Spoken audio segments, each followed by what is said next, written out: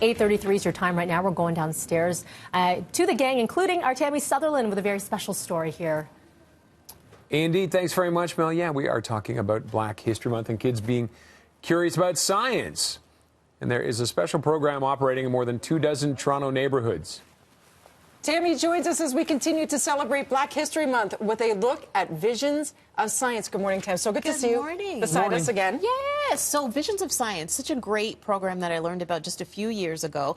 It's run by the CEO's Dr. Eugenia Addy, and she went on to be a chemist, but she remembers a time when she was almost a little bit ashamed and didn't know what to do with her love of science and not seeing a lot of people reflected in the world of science that looked like her. And so she got some opportunities and she wanted to pay it forward to other kids in the GTA. So it's an amazing program that they have started, absolutely. So here's a look.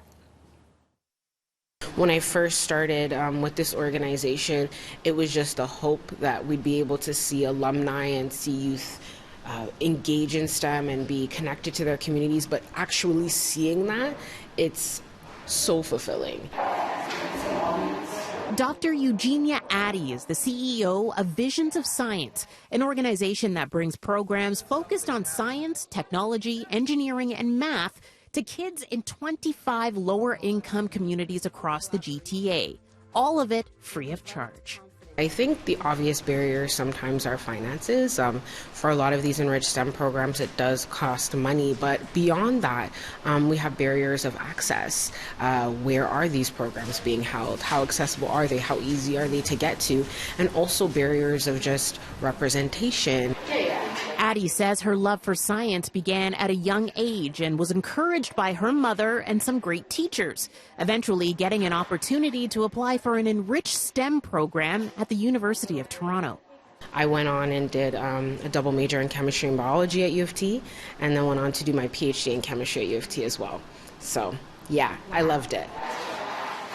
It's an opportunity she wanted to bring to the doorsteps of students who don't often see people of color reflected in that field. That includes Marcus, who started with Visions of Science when he was about 8 years old. He's now 16 years old, an alum of the program who knows exactly what he wants to do next.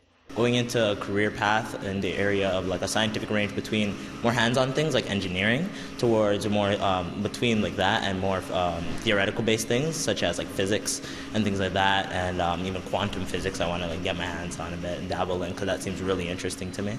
Nawal started going to the weekend program when she was 12 years old and returned to be a mentor with the younger kids in her community. Doing little experiments with them and seeing that like light bulb go off in their head is what honestly made me become a teacher and made me want to become a teacher. Arifa also wants to be a teacher and admits her love for science grew thanks to attending the program in her West End neighborhood.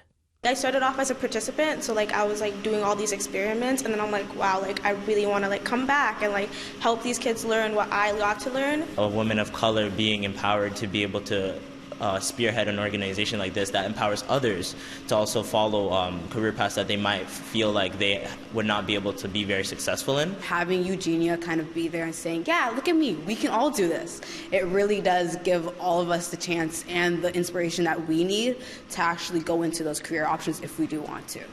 Life-changing program. Yeah. Where do we find out more, Tam? So you can head to citynews.ca. Our article is up right now with some more information. And if you are interested in the program, to see if it's in your neighborhood, and also there is a gala, a fundraising gala. So if you can buy a ticket, they would love that. Or even if you just want to donate, head to citynews.ca. That fundraising gala is March 27th down at Daniel Spectrum in Regent Park. And it's an annual celebration of the program itself. And of course, they want to expand. So any help is needed. Do so good. Yeah, for sure. Foster those young minds. Thanks, Tam. We'll be back with more BT right after this.